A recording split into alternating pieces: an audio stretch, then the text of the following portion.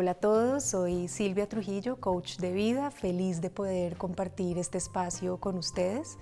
Estoy especializada en diversos temas, pero hoy vamos a hablar acerca de los estados emocionales que son característicos en un proceso de duelo. Un proceso de duelo marca toda la reacción y respuesta emocional que generamos nosotros como personas ante una situación dolorosa. Hay unos estados característicos por los que por regla general pasamos la gran mayoría de dolientes. Estos estados no tienen un orden específico, ni quiere decir que se tenga que presentar siempre en el 100% de los casos, pero comúnmente son los estados emocionales que se presentan cuando viene un quiebre o dolor emocional. El primer estado emocional es el de la negación. Es ese como mecanismo de defensa que generamos nosotros mismos de no querer creer o aceptar lo que nos pasó, independientemente de lo que sea que nos haya pasado. El diagnóstico de una enfermedad, el fallecimiento de un ser querido, quedarnos sin trabajo, tener una pérdida económica. Todas son situaciones que representan un quiebre a nuestra vida normal. Entonces el primer estado emocional que tiende a surgir en nosotros es el de negar lo que está pasando. En este estado emocional aparecen frases como no puedo creer esto o esto no puede estar pasando, y simplemente es como la forma mediante la cual reaccionamos o tendemos a rechazar una situación dolorosa que irrumpe en nuestra vida. Si bien el estado de negación puede ser complejo si se prolonga mucho en el tiempo, porque no podemos negar lo que pasó al final de cuentas, por doloroso que sea, tiene una fase o un lado positivo, y es que estamos diseñados, o nuestro cerebro está diseñado para que reaccionemos de esta manera con negación. ¿Esto por qué? Porque cuando estamos en una situación de negación o ante un dolor emocional muy fuerte, entramos como en una situación de trauma o de shock. El negar la situación o lo que está pasando nos permite en cierta manera seguir siendo medianamente funcionales en el mundo a pesar del dolor emocional que estamos viviendo. Entonces, muchas veces la fase de negación, si bien implica un problema si la prolongamos mucho, tiene la ventaja de que estamos diseñados en nuestro cerebro para generar este estado de negación y así mantener, así sea a media marcha, nuestras actividades de vida y nuestra cotidianidad. El segundo estado emocional, que es muy característico y muy típico de un proceso de duelo, es la rabia o la ira. Es cuando buscamos como la forma de expresar toda esa energía de dolor que se genera en nosotros ante una situación de quiebre o de pérdida. Sentimos rabia contra nosotros mismos, muchas veces sentimos rabia contra el otro o contra otros, y en algunos casos sentimos rabia en contra de la misma vida o en contra de Dios. Sentir rabia, vuelvo y digo, como en el caso anterior, si no está como en su justa medida puede terminar siendo muy perjudicial, pero tiene un lado positivo, y es que la rabia es una de las mejores formas para expresar o canalizar la energía de dolor. Eso por un lado. Y por otro lado, la rabia implica o nos empieza a hacer demostrar que ya estamos aceptando lo que nos sucedió, porque nunca nos ponemos bravos con algo que no existe o que no creemos que es real.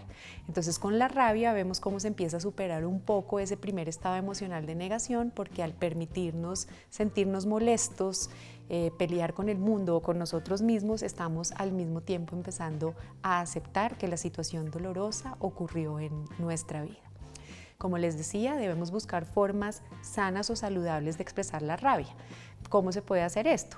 Escribiendo, haciendo ejercicio, gritando, todo con la intención de liberar la rabia, más nunca sacarla agresivamente contra nosotros mismos ni contra nadie más, porque esto lo único que hará es complicar más aún la situación de dolor que ya estamos viviendo. El tercer estado emocional, que es muy típico de un proceso de duelo, es el de la negociación o el trance.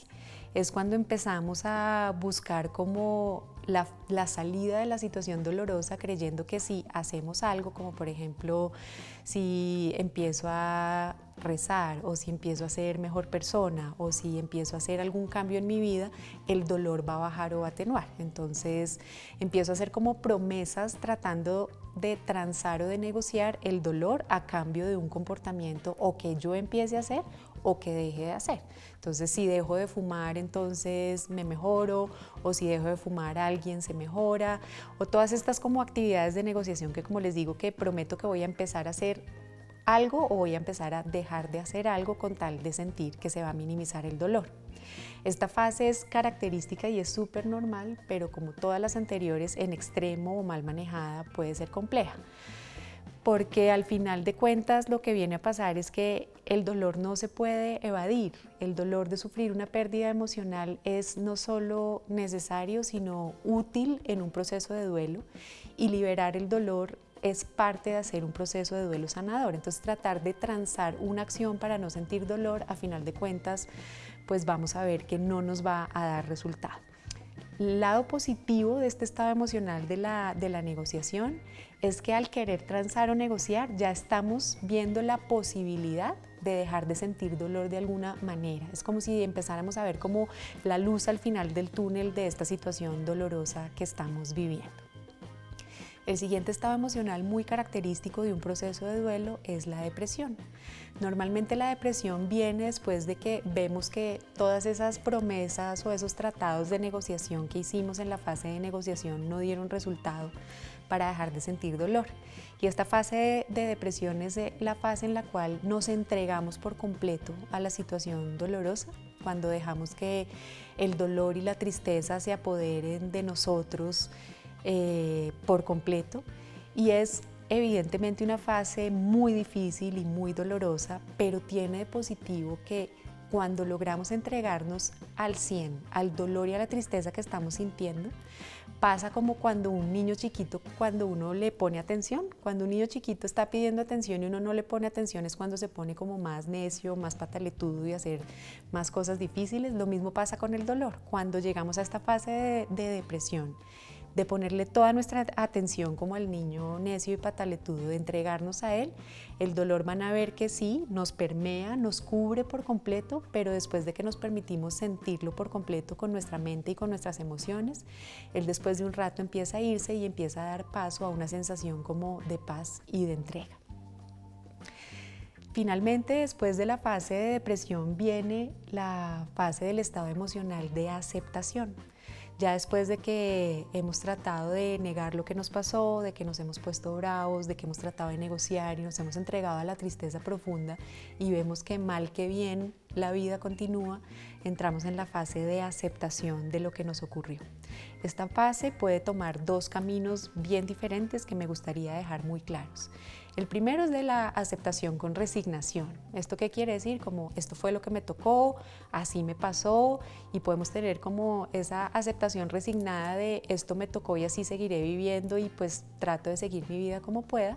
O la otra opción es una aceptación con la intención de transformarnos, que es mirar y aceptar lo sucedido buscando el propósito de aprendizaje que tiene para nuestra vida, buscando sacar las lecciones que la situación dolorosa y difícil nos deja para buscar ser mejores personas, crecer y salir sanados y fortalecidos de la experiencia que vivimos. Mil gracias por haber compartido este espacio. Para mí es un honor poder acompañarlos en sus procesos de transformación. Pueden seguirme en redes @siltrujillohoy y en mi página web www.silviatrujillohoy.com para que juntos transformemos el dolor en aprendizaje.